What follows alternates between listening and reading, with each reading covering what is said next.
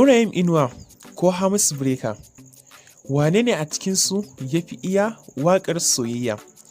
A cikin shirin namu na yau akan haka za mu tattauna, don haka sai ku biyo mu ku saurara.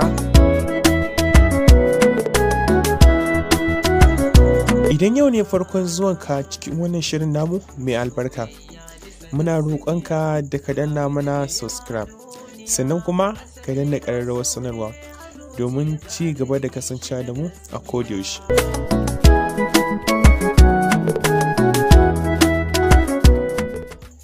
Mutane da dama na ganin tun da ake mawaƙa a cikin Kannywood ba a taɓa yin mawaƙi wanda ya iya waƙar soyayya ba kamar Nura M Inuwa.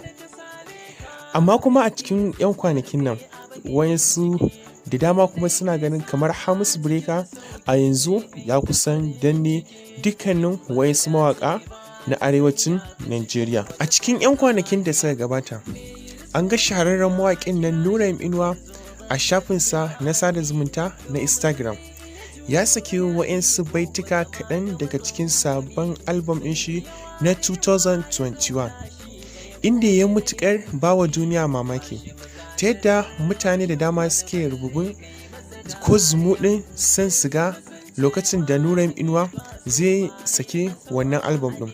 Ma'ana dai ya sosawa masoya inda yake musu ƙaiƙayi.